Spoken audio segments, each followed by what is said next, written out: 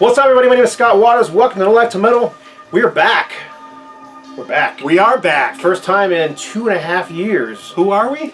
We are TROG. I'm TROG.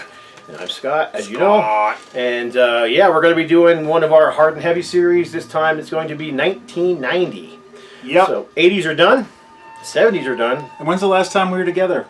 2.5 years ago? Years, yeah. And then, wow. And then COVID hit and messed everything up. Sorta. Yeah. Yeah.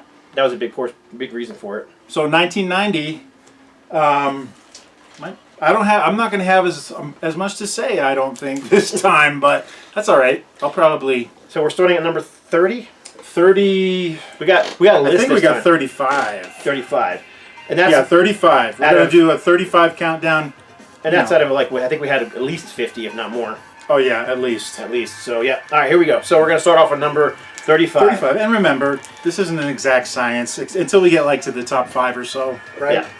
So all right, we're going to start off with Testament. Souls of Black. Souls of Black. So this would have been their what, 1, 2, 3, 4th album, I believe. 1989. This is an album that to me I love Testament. I've seen them live several times. I think their first 3 albums are brilliant. I think this one sounds a little rushed. This one was after New World Order, right? Yes, and it was rushed. They rushed this thing out to go on that tour with Anthrax and a couple other bands. So it was Anthrax, Slayer, and Testament. I think I saw them the year before with Wrathchild America, actually. Oh, cool. That was a cool show. That's a cool show, yeah. But the title track on this thing's brilliant. And in retrospect, I think it's a better album than I thought it was when it first came out. Love the cover art. But cover art's awesome. We were just talking about it yesterday. I was like, can you imagine if you actually came upon these guys, like for real? You wouldn't be sitting there like, maybe you would, Bill and Ted, like, oh, dude, excellent, cool. Just like the album cover. No, you'd probably be shitting your pants. That's what I think. I probably would. Yeah, but it's a decent album. But it's definitely not my favorite Testament, but it's definitely worthy of being in the top 35 for 1990. Yep. It definitely sounds like Testament. I mean, you wouldn't think this is any other band. Alex Skolnick is, a total shredder, and Eric Peterson, of course, one of the main songwriters. Just a good album. Thrash, of course. So what else was going on in 1990? Lots of stuff. Gulf War was heating up. Yeah. Right? I had just left DT Seizure. Major world event. Now for me, I had become super Christian at that year. That's the year I got involved heavily in a church who convinced me to get rid of all my music. Oh, so, was it 1990? Yep. So that's why 1990 was a pivotal year, I think. Yeah. For a lot of people. You're gonna see a lot of albums in here that may not be in most people's list because that's just what I was into that year. Yep. So. Yeah, and I definitely was steering away from the metal in a big way, especially once I left DT Seizure, I think. All right, so number 34. Departure in styles for these guys. The Bumblebees traded in their yellow and black for some black and white jail stripes against the law, Stryper. And then they grew themselves beards and tried for a tougher sound. I actually think this is a really good album.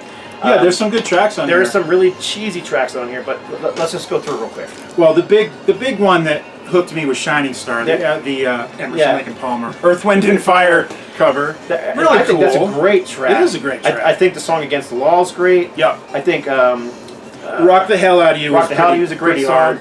Caught in the Middle is an excellent song. It's one of their best songs. I really like the ballad Lady as well. I think it's a great song. I remember that one. Yep. But then there's a couple other songs on here like Not That Kind of Guy.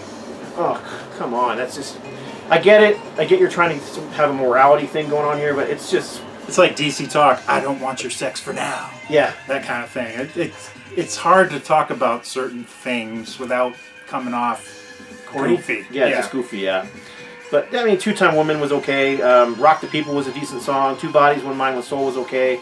But I was supposed to see Stryper on this tour. I remember they were coming. I had just met Michelle. Actually, I would have been 91. And they canceled. They were coming to Phoenix, and they canceled the show. Yeah, because Michael Sweet quit to do his solo thing. Right. Then I saw Michael Sweet a couple years later doing his solo thing. But yeah, I think it's a good album. It's definitely different and heavier. It's got a big Van Halen flair to me. I definitely think that they stepped up. That's what they were after. I think I remember reading interviews, and he was saying we're going more for a boogie rock kind of sound. I wouldn't call it boogie. No. I see what they were. I mean, Caught in the Middle and Rock the Hell Out of You, and I mean that's even Against the Wall. It's just straight up standard metal. Yeah. but whatever. I like it. Stryper was a metal band. They were never not. Alright, so 33 is one of the greats from the Bay Area Thrashers. However, most people would not consider this one of their best albums. I gave up on Exodus early just because I got out of thrash. Bonded by Blood was my beginning and end, pretty much. I liked a bunch of the rest of the stuff, but Bonded by Blood, I loved that album.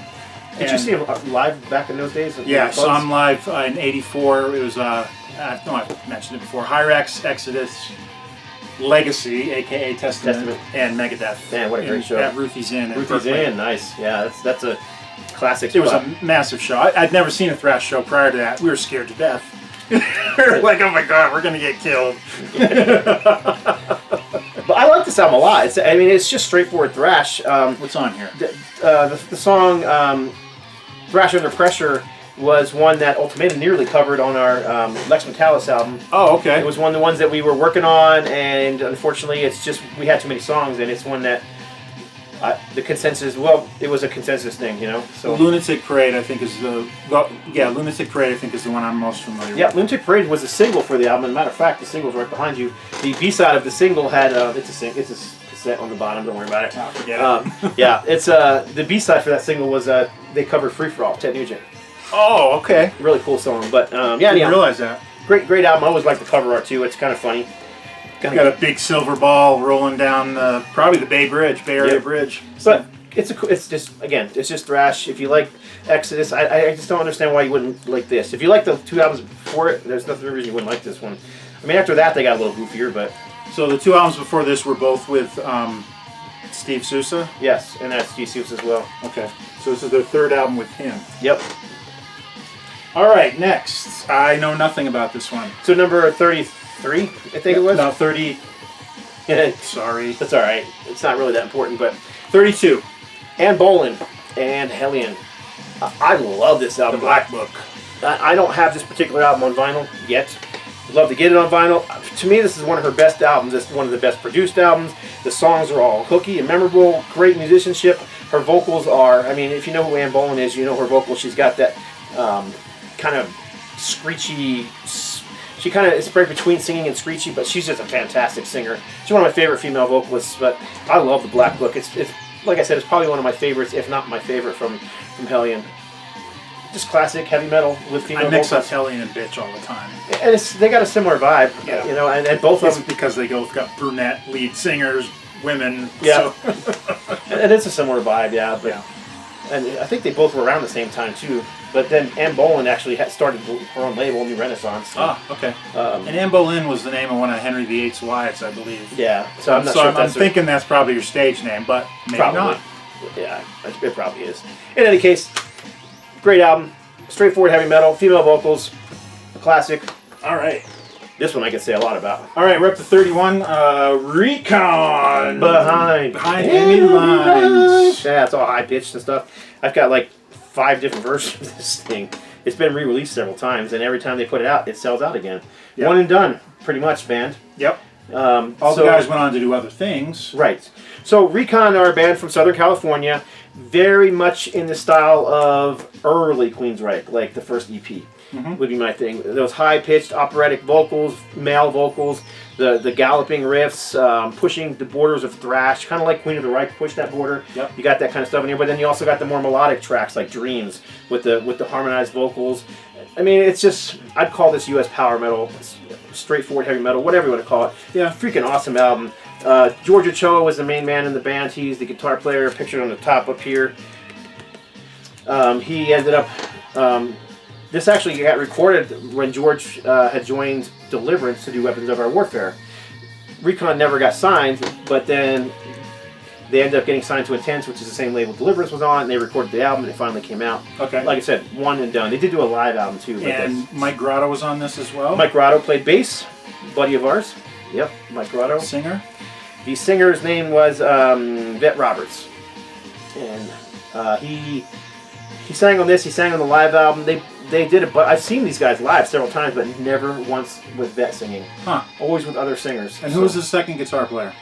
Eddie Starline, super nice guy, and I believe he's related to Oz Fox of some sort. Okay. Cousins or some And nature. drums? Actually, if you look at him, he looks kind of like Oz Fox. Oh, I get different pictures. That's him there. Okay. And drummer on this? Drummer would be I don't have any of that info. Johnny Gonzalez. Okay. Johnny Gonzalez, and now out of this band, so you got Johnny Gonzalez, Mike Grotto, George Ochoa. Those three guys all ended up in Deliverance and did the Weapons of Our Warfare tour together. Okay. I thought there was a strong tie with Deliverance on this And as a matter of fact, the last song in here, Behind Enemy Lines, I believe that Jimmy Brown wrote part of that song from Deliverance, and I think he even might have played the guitar solo on it. So. Okay. So there you go. I mean, it's a classic. If you know anything about U.S. power metal, that classic Queensrÿche style heavy metal, you probably know this album. It's an underground classic. So I have it. Not super familiar with it. I got into it way late. In fact, Justin is the one who gave me a copy of that. Justin Freer, former guitar player for many bands. Tychus mainly, but he played in Ultimatum for a while. And, that's right. Troglodyte Dawn. Yep. He Blind Seven. passed away 2 years ago. 2 years ago, a little over 2 years ago. Yeah. All right, number whatever, 30 something. Yeah, here's another one that you'll just take the lead on. Yeah, number 30. Number 30. All right, so this band. So as I said in the beginning of the video, I was going to a church that kind of convinced me to get rid of all my evil secular music, and so I was looking. Thanks for that, by the way. Yeah. So I was looking for something. I was looking for metal. I wanted some metal. So I walked into this bookstore, this Christian bookstore, and I met this dude in there. His name was Robert Gutierrez from Ultimatum. Ding! He was the music buyer in this big store, and he threw this cassette at me, and it was for Holy Soldier, and it was just a one-song cassette. And what's the name of the song now? I can't remember. It was Break Down the Walls. Or Tear Down the Walls. Tear Down the Walls. So I had a cassette deck in my beater Toyota at the time, and I played that song on loop over and over. And it's such a great song. It's just straightforward heavy metal. Again, this is Southern California band. Very much obviously a glammy look. But yeah, great band. Stephen Patrick vocalist. Familiar again. black and yellow color scheme. Well, sort of. It's just a cow skin. They didn't ever wear the stripes. It was all leather, and this guy always wore the military stuff. But they're coming from that same place, the same place. Yeah. And if I remember correctly, we both shared the stage with them. Yes, we did. At Up From the Ashes 1 in 2005. Yep, and that show was in Anaheim. And that show for them was a freaking disaster. Was it? That was not the show where yes, it was Up From the Ashes 1. That was a show where they were having the rolling blackouts in California, and they kept losing power in the middle of their set, and it was really I don't remember upsetting. that. Yeah, we didn't stick around for much of their show because I had done 2 sets that day. I was exhausted. Oh, that's right, because you sang for one stead too. I sang for So anyhow. And Tychus played there too. So. Yep, yeah. So we ended up only staying for a little bit of the set. However, they did bring Larry Farkas up on stage and jam a Zeppelin song, which we missed, I know, but yeah, I didn't see it either. Regardless, that's got nothing to do with this. Again, Holy Soldier. If you like that Stryper album we showed, this is not that far off from that. It's just melodic, straightforward heavy metal with very clean, high vocals, big hooks, a couple ballads. They look the part for sure. Here's some pictures in the back there. So. And this is another Rocks Records. That's a Rocks Records reissue, yeah. Cool. All right, we are at number. Man, I wish I could just get this phone to stay on for a minute. Number 29. Mr. Dirk Schneider's solo outing, solo band, whatever. Yep, it was his band, U.D.O. U.D.O, whatever you call it. Yeah, it was. World. The band was U.D.O. Obviously, it's U.D.O, but I mean, this is as much Accept as anything Accept put out. So. Oh yeah. And I got into U.D.O much later, but this wasn't one of the ones that I was super into. And I think because I don't recognize anything. If I'm not mistaken, a bunch of the members on the bands of this one were in Warlock, and they ended up playing for U.D.O at the time. But and I don't have any. Oh wait, hold on. Steven Schwartzman on drums, Thomas Smasinski on bass, who's on Matthias Dieth, on guitars, and U.D.O on all vocals. But if they were in a Warlock, I don't know. Some of them sound German. To me, this just sounds like Accept. I mean, you could have. How can it not with U.D.O at the mic? But even the music, you know what I mean? It just is. But every song on here is great. Stranger's awesome. Heart of Gold is awesome. Future Land is awesome. It's just a solid album. Trip to Nowhere. There's not a bad song on here. It was just U.D.O being U.D.O. It's except, you know, without the name on it. And my introduction to U.D.O was Man and Machine, which came a few years after this one. And then I sort of went retro and basically investigated all the others. If you like Animal House, you'll like this one. It's very similar vibe. Animal House. So now we're on 28. Did it. Yep, 28. Oh, we got two different covers. We've got the original and the repress. The first Tourniquet album from Ted Kirkpatrick and Company. Stop the Bleeding. Stop the Bleeding. This is another one. Like I told you, this was a big year for me. I'm looking for new music because I'm a metalhead. I love metal, and I got rid of I sold my entire collection. I had a huge collection of vinyl. Didn't have any CDs at the time. It was 1990. CDs were fairly new, but I sold off all my records to this record store, and I was taking some of the money, and I'd go to this record store, sell my records, I'd take some of the money, go to the Christian bookstore, and I'd ask Robert, hey, what you got this new? It's metal. And didn't the rest go towards a down payment on a house? Yep, the rest on the house. Yep, that's kind of cool. But he said, this hey, house? Huh? No, our first okay. house. It was like 800 square foot little teeny home. Oh, wow. We bought it for $45,000, and then sold it 7 years later for $80,000. Wow. And then we took that money and put it into this house. Anyhow. So Tourniquet. So yeah, he threw the CD at me. It wasn't a record at the time. He's like, just got this in today. He was listen to it. You're gonna love it. Yeah, this is great. This is original singer on here, right? Guy Ritter. Almost thrash metal, pushing the boundaries of thrash at times.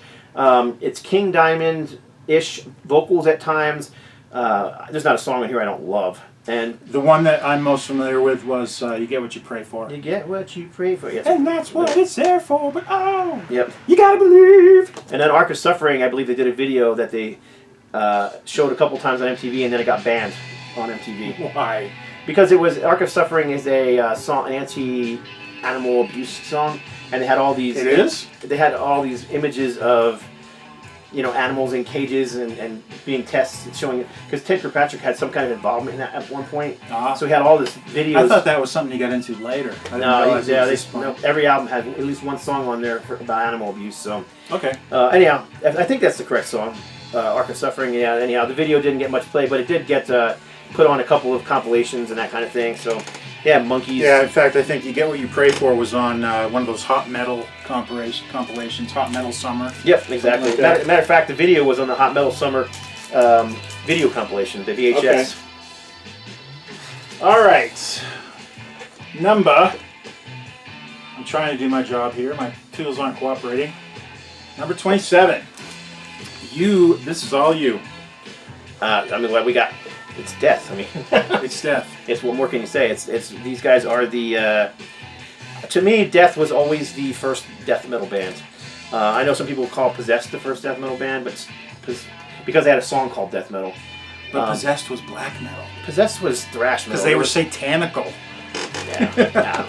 Anyhow, whatever. And the thing I love best about Possessed is that's where Larry Lalonde came from, and then he joined Primus. I love that. The guitar player. Yeah. Anyhow, it's classic. It's raw. It's brutal. It's heavy. I mean, what is it? This is 1990, and it's death metal. Who else was doing death metal in 1990?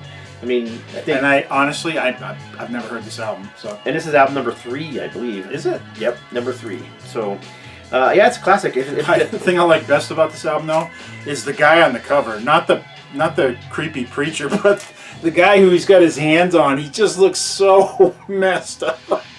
He's like, Yeah, you got to remember, this is at the time when all those TV preachers were falling, and from all that crazy stuff, the 700 Club and all that stuff was going on. The guy looks like he's already dead. It's like, man, poor bastard. What did it say on his arm? And they shaved his eyebrows off too, I think. Or all his hair fell out.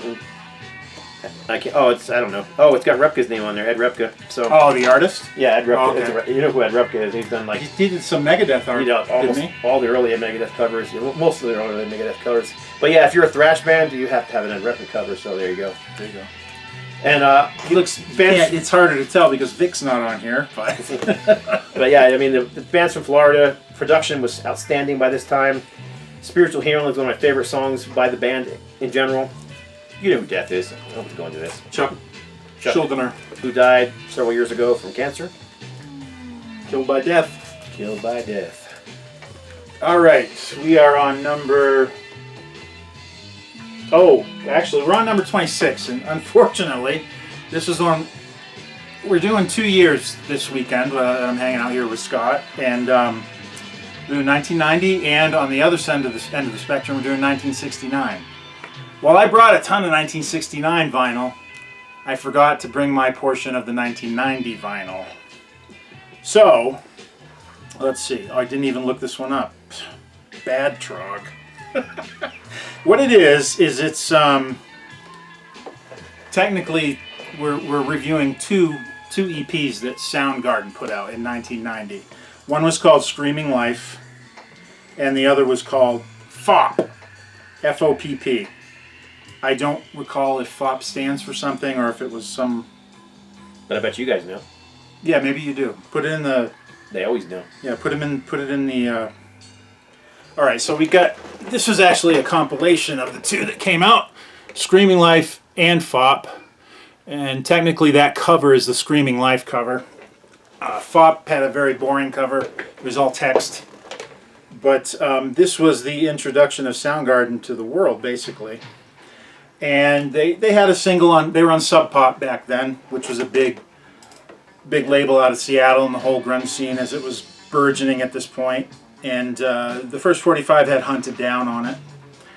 And out of this, I can't say this is my favorite Soundgarden stuff. But Hunted Down obviously is the opening track, and it was a cool one, and Nothing to Say was the B-side. Kingdom of Come, I just thought always was a funny title. And it's followed by Swallow My Pride. So it's kind of... There was interesting follow-up. Yeah, there was always something about the way that Soundgarden titled their songs that spoke to me for some reason. I don't know why. If you're just getting into Soundgarden, I wouldn't say this is the one to start with. I would personally start with Ultra Mega OK or Louder Than Love, which were the two follow-up albums to this. But this definitely was, this captured them at the outset when they were first coming on the scene. And, you know, huge in Seattle, obviously, but they hadn't quite broken nationally yet. So that's all I'm going to say about that one. That's all I got to say about that. That's all I got to say about that. And now we're on to 25. The first album from another Florida band. Eister. Recorded out of the same studio, I believe, More Sound Studios, as the Death album. one? But this is John Schaefer's Iced Earth. This is the very first album. I can't remember the name of the singer. I think it was John Adams. Anyhow. So this was before Ripper joined. Oh, way before. Yeah, okay. Way before. Ripper joined in the 2000s. Okay. So anyhow, this is... I love this album. I play this thing over and over and over again. Now, they had recorded a demo before this that was also recorded at More Sound Studios, and so the recording is fantastic on that demo. It's been re-released on CD. I should have grabbed it. I have it on vinyl and everything, but... It's all right. The thing is that the album wasn't quite as good as the demo. It didn't have the same energy, but... That happened a lot back then. Yeah, but and that's what John always said about it. I never disliked it. So I mean, every song on here is a classic. I mean, I think every single one of these songs they probably played live, but of course it's got their self-titled Iced Earth song on here, and the song Colors is one of their. They still play that one live to this day. So then I also love Solitude and Funeral. It's just great, straightforward heavy metal. Some people call them power metal. Some people call them U.S. power metal. Some people call them thrash. I wouldn't call them thrash by any stretch of the imagination, but it's got a very thrashy cover. This is the original cover, by the way. I should have grabbed the other cover, but... I can sit here and ramble on about an album I know very little. Look at this. Well, what's on the cover? What do we have? We have Mr. Green Demon.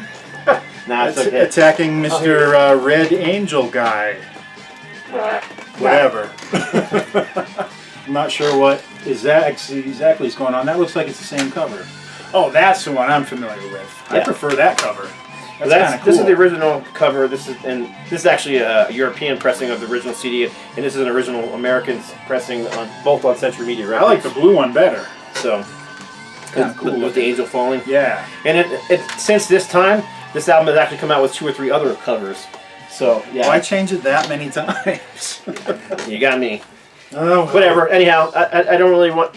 I understand that people are not happy with John Schaefer at the moment, but that's not the point. I like the music. Yeah, that's the point. Maybe we should just not get into that. Yeah, we'll just keep it in the keep it in the music there. Yeah, we've certainly heard our share of all that shit in the past couple of years. So, all right, now we are on number, and I apologize for this. I really feel like a dumbass for getting these records because I was psyched to bring them. Oh well, 2 years off. We got out of the habit. All right, this is actually one of my favorite bands. The next one is 1990 release for Killing Joke from the UK. Pre-industrial post-punk band that I just absolutely love. This album... What year did Killing Joke start around? I mean, they were... first album came out in, I want to say 1980, but they had a couple of like 12-inch and single releases prior. I want to say 77 to 79 were just like some singles that they put out. Yeah. Very unique band. For some, I would say more of a acquired taste for some, maybe. But they're the only band I really know that they get heavier as they get older, instead of the other way around. And this album was kind of, it had been a few years since their previous one. And so this was kind of like a comeback for them in 1990. Real big in the 80s. They had a huge album in 86 called Brighter Than a Thousand Suns. That was probably their most successful album. They had a huge single on MTV called Love Like Blood. Did Metallica cover a Killing Joke song? Yes, they did. In fact, Metallica didn't turn me on to Killing Joke, which I've always been kind of proud of that fact. Just like they didn't turn me on to Diamond Head. But the first Killing Joke song I ever heard was on MTV. It was 84. It was a single of the song 80s. Prior to the Nightlife album coming out the next year. And that song, I loved it. I looked for it everywhere, could not find that damn song for years. Because it wasn't on the album yet. It was only out as a single, and usually only in the UK. So it took me years to finally find it. Killing Joke was a band that like for 20 years I was like getting into them slowly and slowly. Then I heard The Weight by Metallica on the 598 EP. And I'm like, ooh, more Killing Joke. I like Killing Joke. So I just like a little bit more. I kept getting into them. But it's almost like I wasn't ready for them. And I had to kind of grow up and into them. This one, track list, let's see what we got. Money's Not Our God's the opener. It's a great friggin' song. Awesome tune. What else is on here? I absolutely Sounds like a biblical song. It's a great song. You got to hear it. I wish I could play it for you right now. That's probably the big one on here. But they've just got this real... It's hard to describe them because they went through some kind of sound changes, but they've always been firmly in the punk camp. But there's keyboards going on, so they definitely had that kind of pre-industrial thing going on. And like I said, they just keep getting heavier with every album. I just saw them 2 or 3 years ago at Punk Rock Bowling up in Vegas, and they're friggin' awesome. If you want something a little bit different, out of the norm, check out some Killing Joke for sure. I would say their first 4 or 5 albums are essential for their earlier sound, and then from about this point onward, they just kept getting heavier with every album. So they absolutely sound like metal in some places for sure. And Jazz Coleman has such a gravelly voice now, and it's super passionate. I love these guys. I could ramble on about them for hours. Killing Joke, Extremities. What is it? Extremities, Dirt, and Repressed Emotions, something like that. And I think we have 2 of these too, don't we? Oh yes, we do. Not that they're much different. I just so this we are now. Oh, actually, you know what? We're not even here yet because there's another one I got to talk about first. Okay.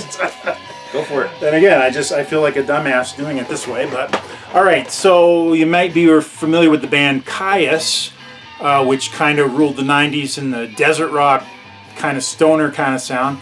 They were called Sons of Kyuss prior to becoming Kyuss. And their first EP came out in 1990. A lot of the songs were redone on their first album, which was basically called Wretch. A lot of the earlier versions appeared on this. I can't say this is one of my favorites. I prefer it's just a rawer version of what they went on to be, which they're already pretty raw. Just that real desert heavy riffing vibe from what's his nuts on guitar? Yep, him. Josh Holm. He's a riff master. He's not Iommi, but he's got his own style, and he comes up with great riffs. It's definitely worth checking out, but I wouldn't say it's an absolute keeper unless you're a completist. But it's pretty cool. Definitely a beginning of a resurgence of like that Sabbath sound in the 90s. A lot of bands kind of jumped on that bandwagon. Yep, the retro, almost a stoner rock kind of thing. Yep.